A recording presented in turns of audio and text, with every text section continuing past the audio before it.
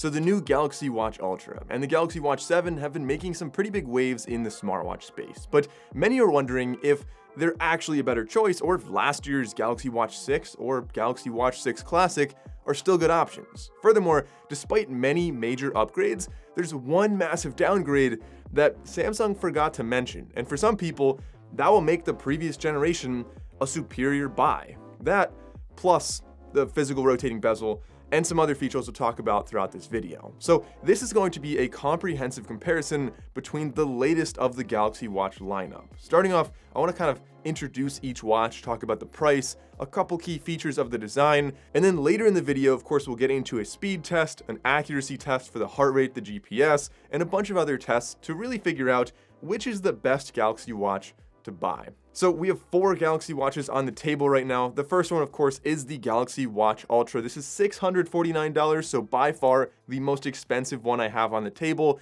but you are getting a more premium watch with this. A titanium build gives you a nice combination of light and durable. You have an extra button on the side that you can map to, start workouts and timers and basic stuff like that. There's not a ton you can map that to just yet, but I imagine with some updates in the future, that can be more useful. Already as it is, having a third button is pretty nice. And on the back, we have a new bioactive sensor with 2.5 times as many LEDs as before. So we'll see how that actually affects the accuracy. But speaking of accuracy, something that I know for a fact will definitely improve the accuracy is the dual band GPS. So this and the Watch 7 should have better GPS tracking in mountainous areas, in cities, in any place that is a little more difficult to see the sky. There's also some new features and software on here, as well as a newer, faster chip and a better water resistance rating, looking at 10 atmospheres on this, while everything else on the table is only rated for 5 atmospheres. So that's the Galaxy Watch Ultra. A lot to like about that watch, but essentially the same watch, but for basically half the price, if not less than half the price. The Galaxy Watch 7 here comes in 2 different sizes, and it ranges from $299 up to $379. It's not made with titanium. Instead, it is their armor aluminum build. As you can see, a very minimal looking watch, 2 buttons on the right side, very familiar. We've seen this for quite a few generations from Samsung. And like I said, besides missing the third button and a couple other features on the inside, this is basically the same watch as the Ultra, just with a slightly smaller battery. By that I mean we have the same new bioactive sensor, same dual band GPS, all like many of the same features, the same improved chip, the same improved storage. Across the board, this is a killer watch, and at, like I said, less than half the price of the Galaxy Watch Ultra. Going down to last generation, we have 2 watches, like I said, the Galaxy Watch 6 Classic.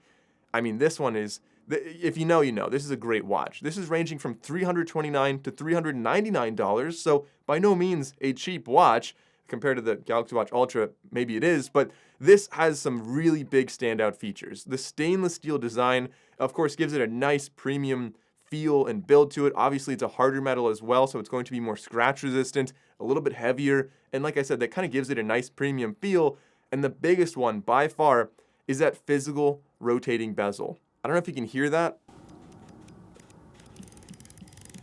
but it's just so satisfying to use this watch. So all of these are running One UI, which is based on Wear OS, and I think the biggest thing with that UI is that it's really oriented around some type of rotation. So this having a physical rotating bezel just makes it feel so much easier to use, much more less intrusive. You're not spinning your finger around or swiping a lot as you would be with the other 3 watches here. While yes, they do have a digital rotating bezel, your finger still covers the screen, whereas this, you can grab from the outside and just rotate with 2 fingers.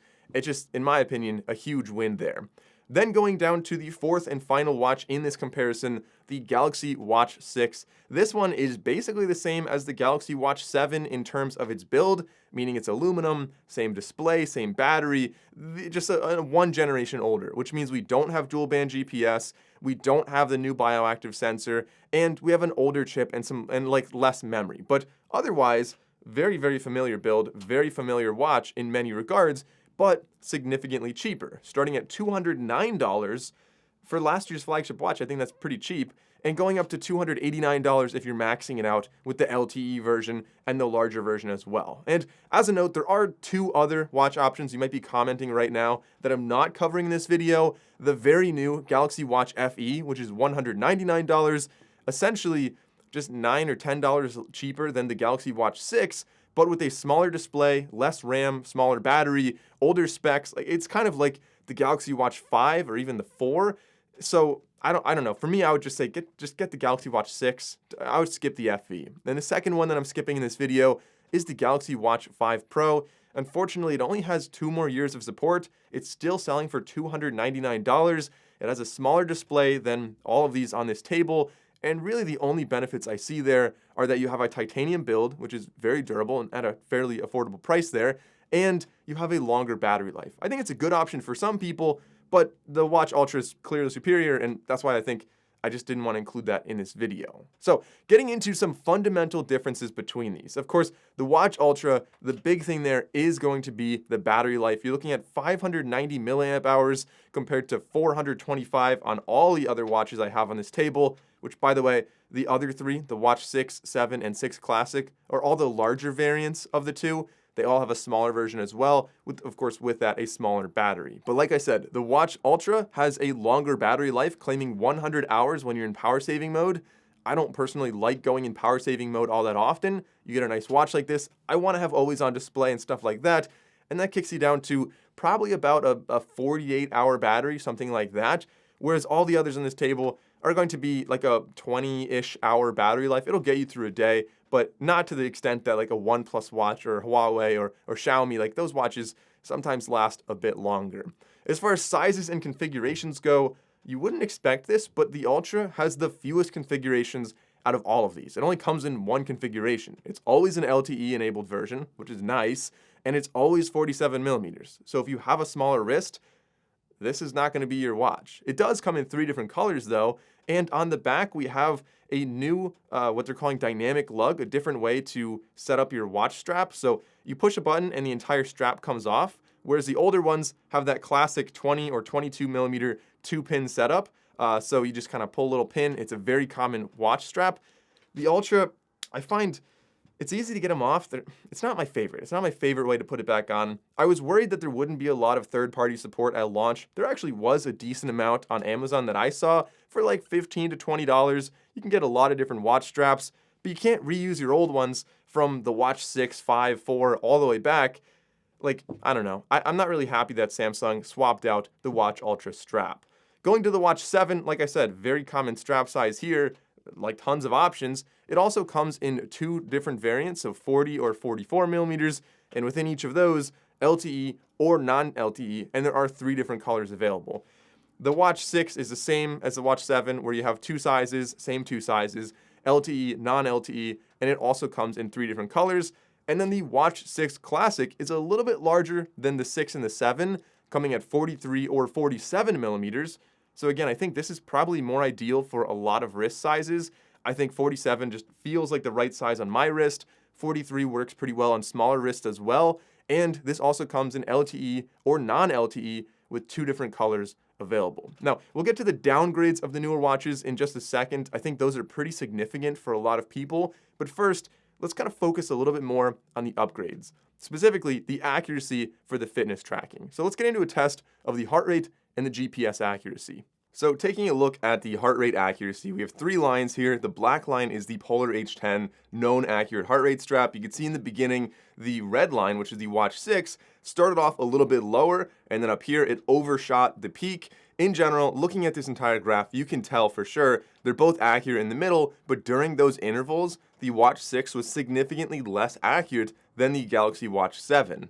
For example, on this first peak, you can see the Watch 7 is almost exactly on par with the Polar H10, whereas the Watch 6 was significantly lower. They both caught the bottom very well, but those highest parts of the peaks, if you're doing intervals training, stuff like that, it just completely misses it with the Galaxy Watch 6. You'll notice that there was, however, a break in the blue line on the third peak. There were a couple gaps in the data, but for some reason, I noticed the Watch 7 occasionally does miss some data. Now, looking at the GPS, we have 4 lines here. The 4th one is the Garmin Epix Pro Gen 2, a very accurate GPS.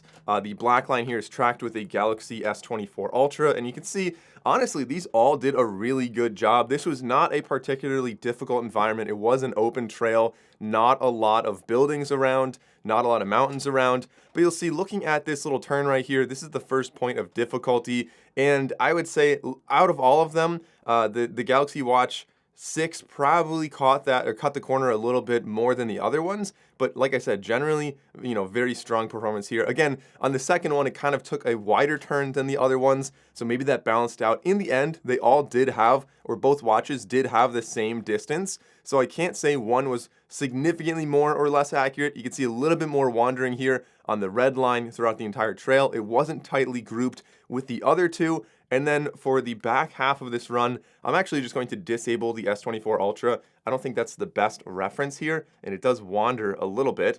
But looking at the other three, again, they kind of are grouped fairly similarly. I didn't see anything that was a major deviation. Here, there was a slight deviation for some reason for the Watch 7, but I'm really not sure exactly why that happened right there. You can see these little squiggly portions were where I was walking. The straight portions was where I was doing more of a sprint. I walked around a little gate right here, so those all caught that actually quite well.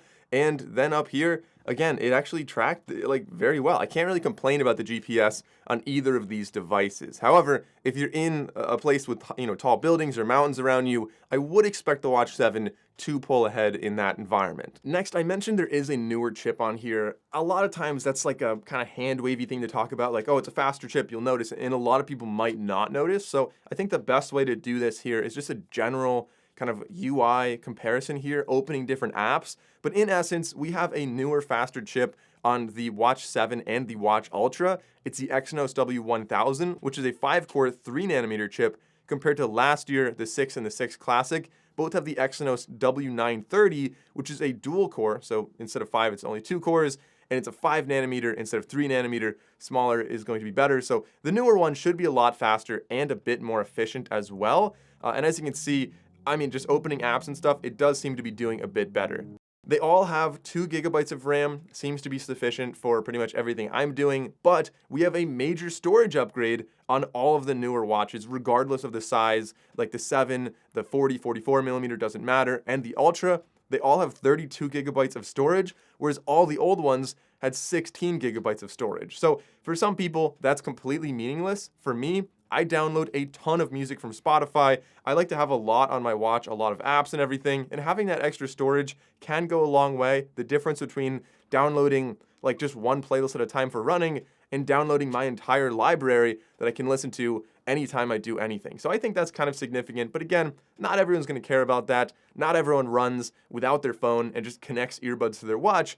I do. I like that. But speaking of Bluetooth earbuds, the Bluetooth is also upgraded on the newer watches. Kind of subtle, Bluetooth 5.3 versus 5.2. Not a huge difference there, but again, a little bit more future-proof. Now, getting into the negatives. This is a big one. I think a lot of people deciding between these watches, normally, like without this, you would just say, get the Watch 7, get the Ultra. It's going to make sense. But the Watch Ultra and the Watch 7 have this really weird, I don't know what Samsung was doing. I don't know if it's a hardware difference or if they just kind of messed up the software, and I didn't tear these watches down. I don't know if the coil's there, but they do not have Qi wireless charging, which means you cannot charge it on the back of a Samsung phone. Such a core feature in the ecosystem that Samsung users love. Like, I charge my earbuds on the back. When I'm traveling, I don't want to bring a watch charger. I charge my watch on the back of my phone, but you now cannot do that with the Watch Ultra or the Watch 7. Now, I think it's very kind of mind-boggling to me. And like I said, I don't know if the hardware's there, and maybe there's going to be a firmware update where they do enable that in the future. But it seems as of right now, you can't do that. And I don't know why Samsung made that change. So that's going to be a pretty big drawback for a lot of people that may push you to say, hey, you know what? Maybe the Watch 6 Classic is actually the watch for you. Also, the Watch Ultra, as I mentioned earlier, has those different lugs, so you're going to not be able to use your older watch straps. In addition, any newer ones, you kind of have a more limited selection on which ones you can get. There are some cool metal ones, and Samsung came out with 3 of their own, but again, having to buy all new watch straps if you get the Ultra is a little bit of a burden in my opinion. All right, let's get into the category that I'm not a huge fan of. I kind of hate when watches do this, and all brands do this. Apple does it too. Everyone does this. They come out with new watches with new software features that could very easily be rolled out to the previous generation, but they're not.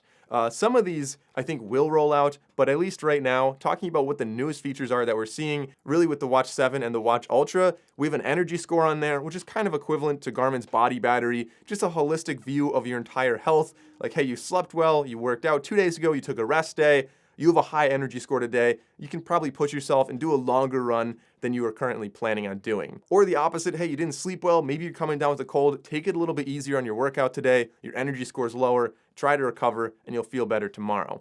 Also, we have AI smart replies. This is a big one in my opinion, where it's context aware based on your conversation in text messages, for example. If you, instead of just like yes, maybe, no, whatever, you can actually have some more context aware replies based on the Galaxy AI there. We also have wellness tips. We have some more advanced sleep coaching on here, sleep apnea detection as well. And specifically on the Galaxy Watch Ultra, we have some cool new fitness modes that you don't see on the other ones. One is race mode, so you can go and do like the same route over and over again, and you can race yourself, see how your pace compares at different times.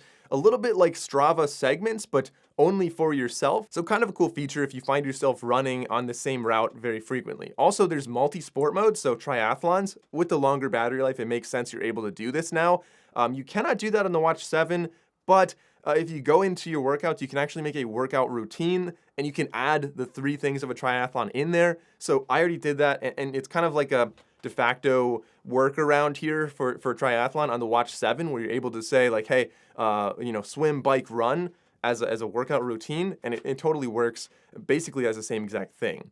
The Ultra also has maximum cycling sustained power, or FTP. It can be measured in, I think, about 10 minutes, so fairly quick for that measurement. And I think all the watches have this rolled out as an update, but the first thing I noticed on the 7 and the Ultra when I first got them was the pre-workout screens. It's just a massive update that I think is a huge win. So in the past, every single workout by default was a countdown, 3, 2, 1, start. And if you are going for a run, you might not be locked in on GPS yet, and you might run for a minute or two before that GPS is actually locked in, which means your entire distance, your pace, everything is completely inaccurate. And you had to go into settings to change it to a manual start. And then, and people didn't remember to do that for every specific workout. Now, it feels so much more thought out, where a lot of workouts are still countdown, like a walk. I don't care if you track the first minute of my walk. So starting a walk, I don't want to wait for GPS. Countdown's awesome. But manual start is the default for things like running or cycling or different things where you really want to lock in on GPS. Also, we have some other new features that Samsung really kind of focused on during their launch, including the double pinch gesture, the fall detection, that's actually been around for a while, knock, so you can just flex your wrist down twice to, like I have it opening up, like my workouts, for example. You could have it do all kinds of different things. An emergency siren on the Galaxy Watch Ultra that you're not seeing on the others, and of course other things like trackback. But yeah, the gestures you can expect on basically all of these watches, among other things as well. There are a big number of similarities between all of these watches. You'll notice I didn't mention the display on any of them yet. That is because they all have the same display. They all have sapphire crystal covers on the front.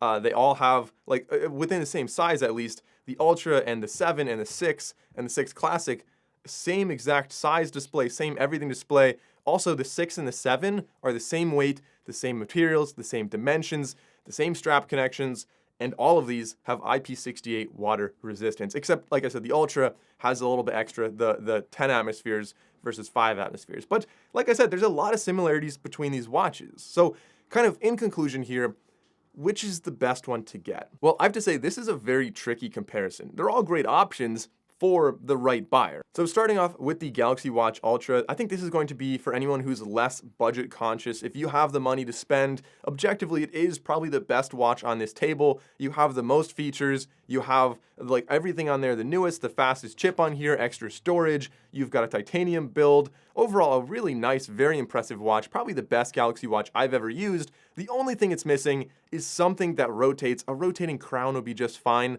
A rotating bezel would be amazing. They didn't add that on here, so I think that's the only drawback. But otherwise, it is definitely the best watch on this table. The Watch 7, however, is probably the best for most people out there, especially if you capitalize on promotions and trade-ins that I'll have links to all of these down below. Check out the trade-ins on them and the promotions that Samsung runs. But this watch is basically the Watch Ultra with a couple things trimmed off that I think many people might not even really care that much about. It's the most future-proof watch at the best price with tons of great features and a very slim, familiar, validated design with 2 different sizes, so smaller wrists would be very happy using this watch as well.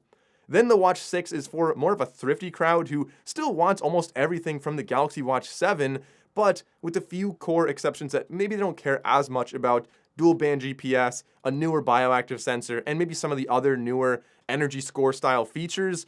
Perhaps these features may roll out in the future, but for the most part, you're saving $100, and I think that's a good choice for a lot of people. Also, because the Watch 7 didn't have a major breakthrough in battery life or anything like that, if you don't care about the newer AI features, the Watch 6 is still a fantastic buy and still a really solid watch. I think for Android users, it's a great purchase. And then finally, the Galaxy Watch 6 Classic. In some ways, the true flagship of the Samsung lineup, particularly for non-athletes. I mean, look at it. It's a better looking watch. You have a physical rotating bezel, a stainless steel design. You still have Qi wireless charging, so you can charge it on the back of your phone. And sure, you're not getting the newer things like energy score, dual band GPS, some other health features. But let's be honest, this is a classy smartwatch. Nobody's buying this to train for a marathon. People are buying this to have a smart watch, an extension of their phone for notifications and stuff like that. And for all of that, this is arguably the best watch on the table. Specifically, like I said, if you're not an athlete, you're not focusing on that stuff. Mentioning those other 2 watches that I talked about early in the video, the Galaxy Watch 5 Pro is the best for anyone who is looking to save more money, who loves the Samsung ecosystem, and they still want that longer battery life. I wouldn't say it's really the best for athletes. Any athletes on a budget, just go look for an entry-level Garmin maybe. And then the Galaxy Watch FE, honestly, I think you're better off spending the extra $10 for the Galaxy Watch 6. It's a better watch in basically every way. So you can decide for yourself which bin you actually fit in, but be sure to leave a comment and let me know what you think about all these different watches. Since you enjoyed the video, consider subscribing. I'm Michael Bryan, thanks for watching, and I'll see you in the next one.